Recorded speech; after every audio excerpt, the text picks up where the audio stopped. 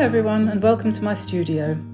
I'm Diane and today we're going to paint a simple autumn themed wreath using some of the techniques we've been learning lately. So let's get started. I haven't got foggiest idea how this is going to turn out, but I'm going to do something like a garland, if I can get this open. I'm going to first of all draw a circle, and that way I will have put pencil to paper, but not to paper actually, because I'm going to use this. I don't know why I've decided I'm going to use it today, but this is a piece of DRAWELL Langton paper mounted on board, and this is a very extravagant way of doing a painting, and I have had this board for ages and I'm going to use it because why not, you know, who knows what tomorrow may bring. So let's do that. And I wouldn't normally paint on board like this, and chances are it'll turn out really awful, but better than a blank sheet of paper, I suppose.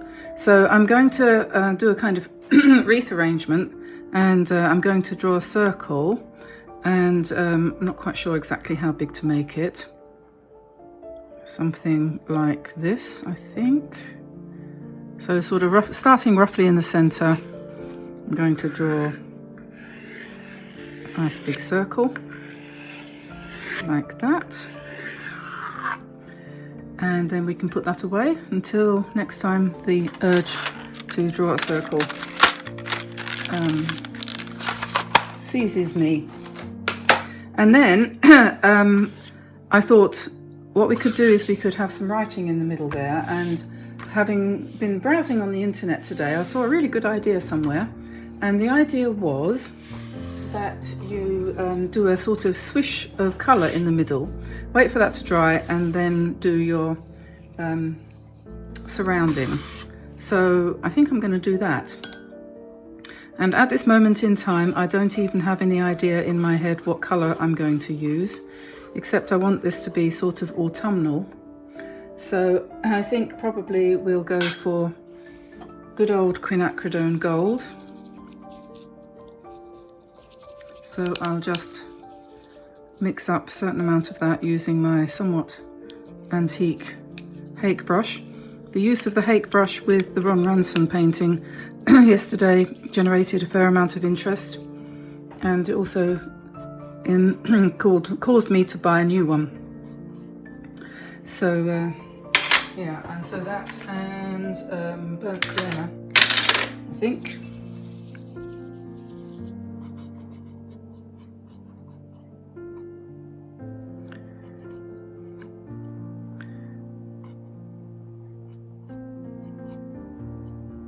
There's a hair there. And maybe I'll just kind of drop in a little bit more burnt sienna and let that run. Maybe a bit more of the quinacridone gold. And then I'm going to have to let that do its traditional thing. That is to say, dry. So I'm going to go away and let that dry. So it's dry, and I'm going to give it some texture now by just spattering in a little bit of the darker colours, partly to cover up some what must be grease dots on there, because it's very old paper, so that's not quite perfect. So we'll just do our best to disguise that, and it won't show much once everything else is finished, I'm sure. So we'll let that dry now, and I'll think about what I'm going to put around the outside. Now, like I said, I don't really have much idea about what I'm going to do, but I'm going to build it up as I go along, as if I was doing this in the studio for myself. And So this is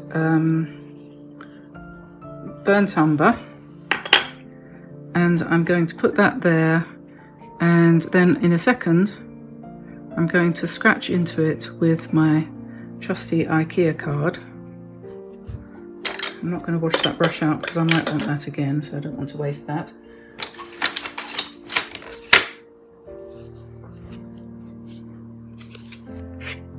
And just wait for a second, wait for the shine to go off of that, and then I'll be able to scratch out some white lines which will look like twiggy twig things.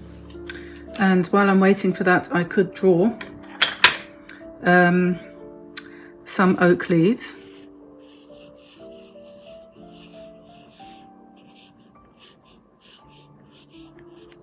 Like that, and into which I could use another brush and drop some quinacridone gold. Quite strong, we do that quite strong.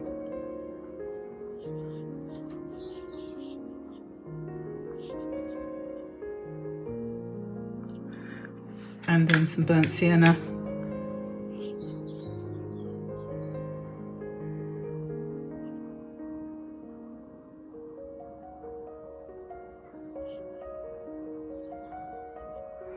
And then some burnt umber.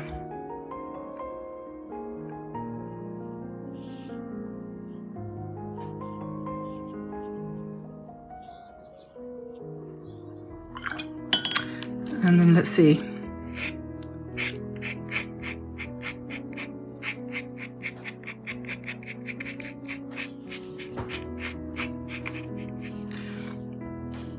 And then we can do the veins. And because this is still wet, and the shine hasn't disappeared, we'll get darker veins. Okay, and let me see, what should we do next?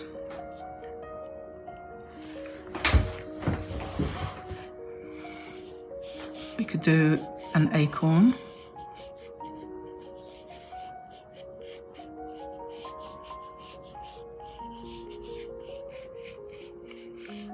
Or two.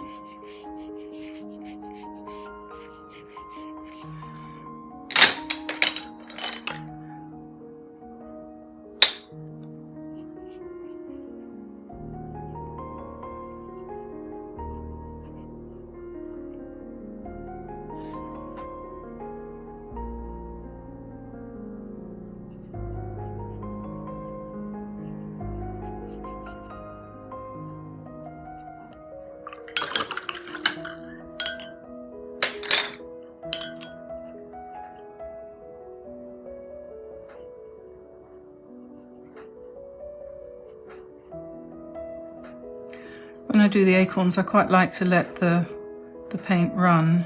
So I do the nut itself quite wet, and then let the paint bleed. Then when that's dry, I can just sharpen up the edges a little bit. And now this one has presumably, yes, I can emphasize some of the, and here we can do a scratchy thing, which will give us some texture.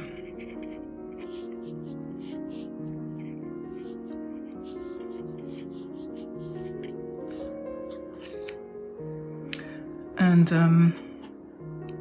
there's quite a lot of bleeding gone on here, so we'll just put a little bit more dark in there.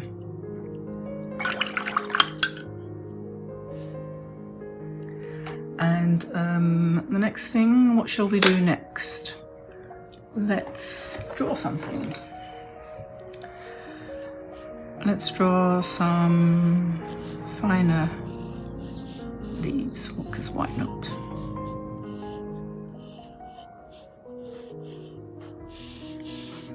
And maybe some berries.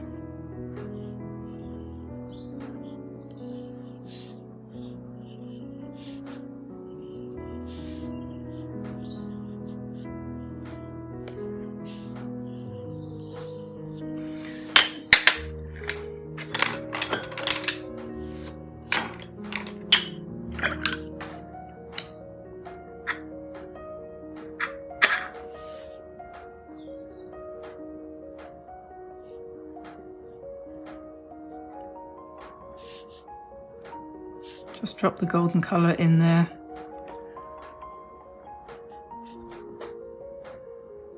And then the burnt umber for some shadow, like that. And then maybe a little bit of pink for the leaves, perhaps.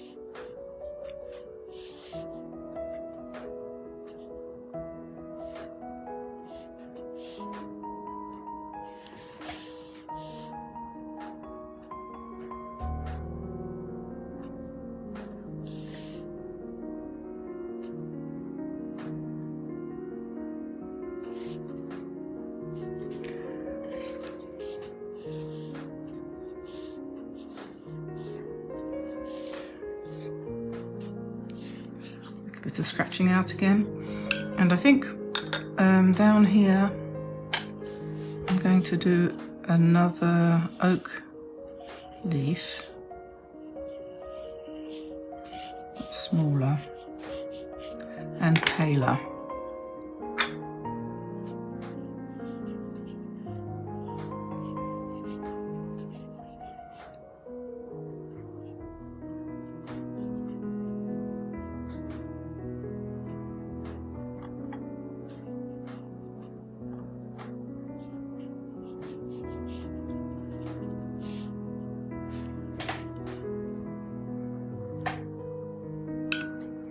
And maybe a couple more berries here.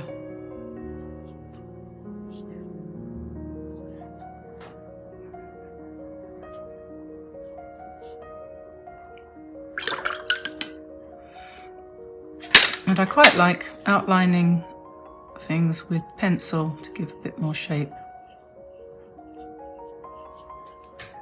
Like that. The next thing I'm going to do is I'm going to put a peony type of flower in here, and I'm using Daniel Smith, something called piemontite. I don't know how you pronounce that actually.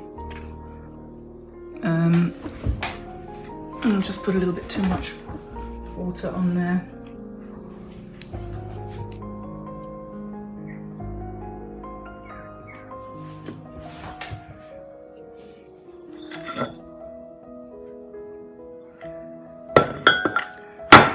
And I'm just going to use my water brush for this flower because I actually find that it works better.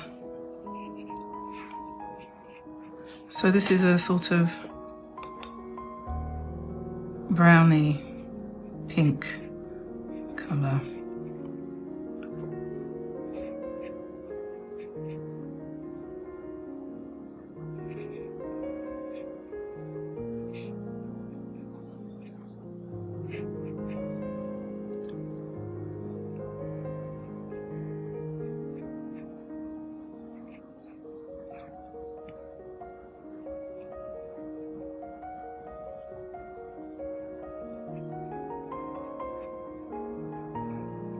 And then I think it probably wants some gold in the middle.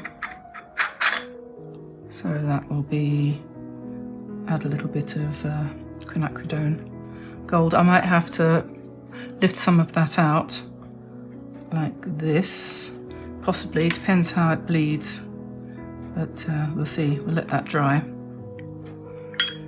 And then I might use a little bit more of this colour for some leaves over here.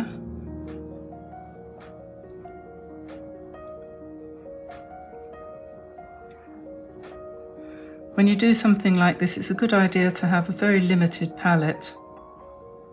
You don't want to have too many colours.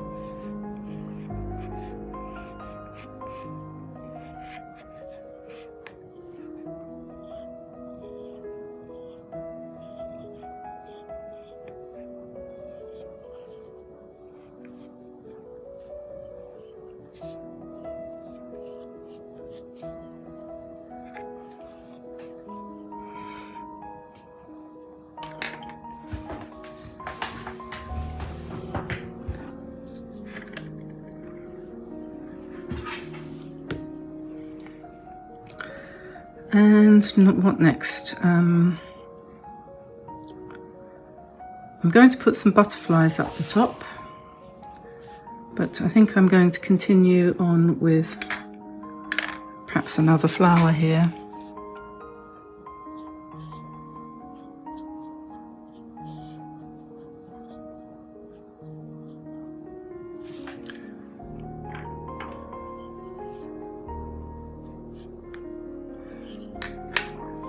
And maybe some more of this red. Perhaps we'll do some odds and ends.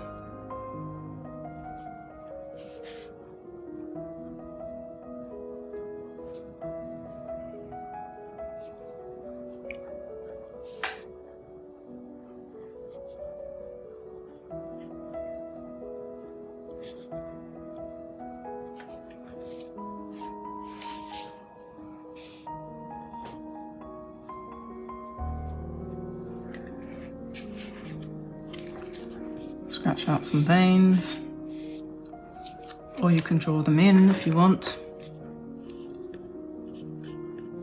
Either way, and you can draw in. So many different ways you can do this.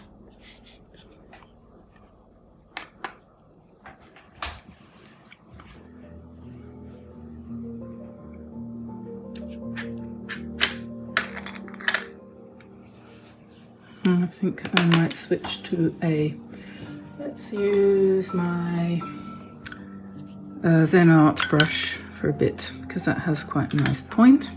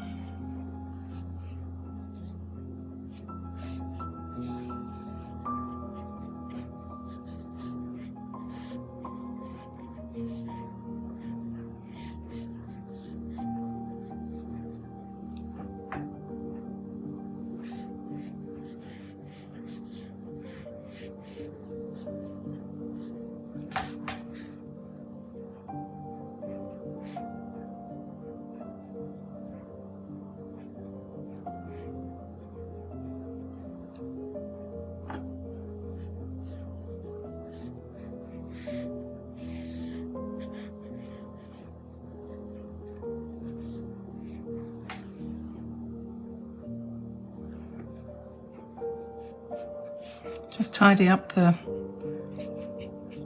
acorn caps a little bit.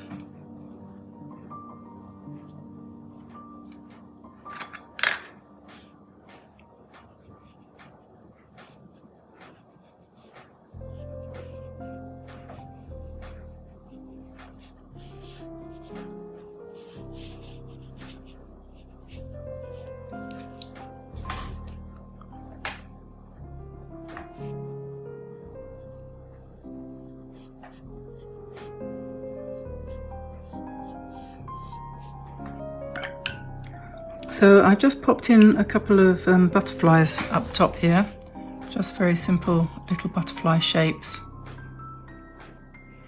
And I'm just going to basically sketch them in a couple of autumnal colours.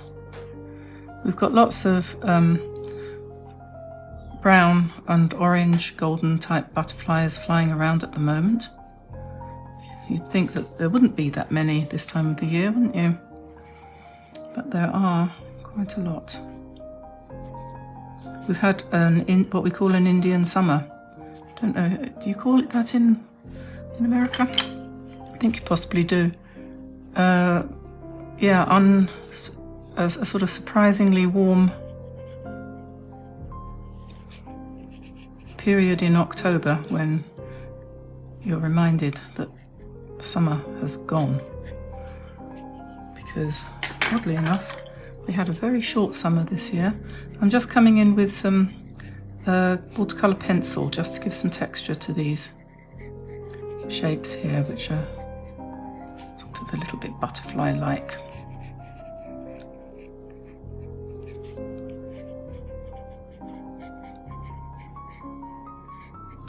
The thing about butterflies is that they don't stay still, so you never see them like they look in the books when they do photographs or whatever. So what you see is a sort of butterfly blur. And I kind of feel that that's a good idea to try to recreate that, just the impression of what a butterfly might look like on another planet, for example. Then I'm going to put a few more of these leaves in.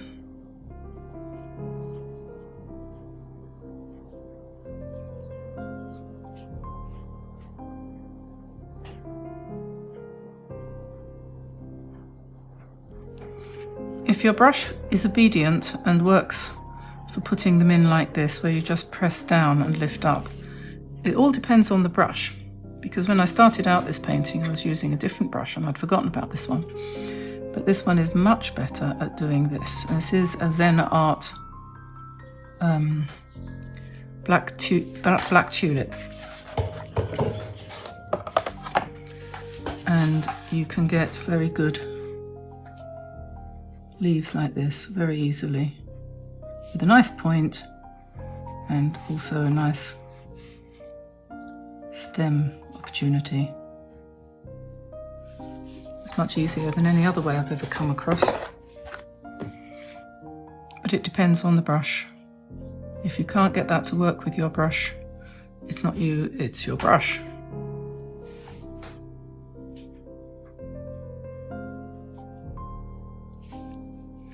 It's not quite so good for doing circles though. There we are, it's okay.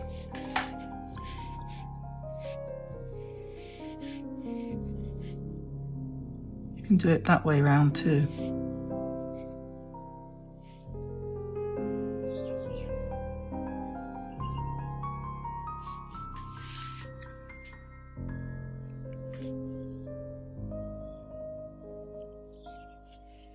So I've used mostly quinacridone gold and this piemontite pink,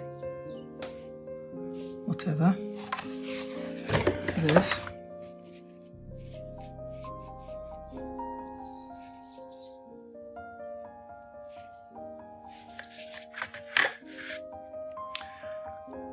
And I think I'm coming towards the end.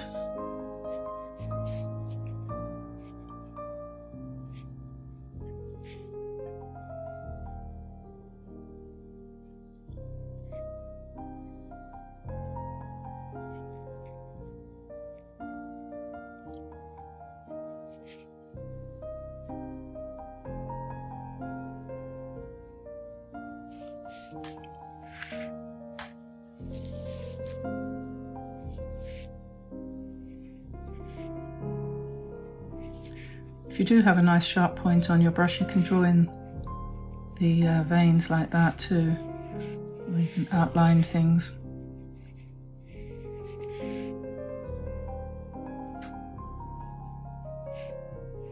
I think ZEN ART do a range of brushes for working in miniature,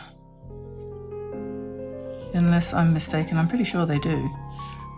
Tiny ones, you know. So something I quite like to do when I get towards the end of the painting is to come back in with a watercolour pencil and just add a few touches to some of the leaves if they look a little bit as if they need it.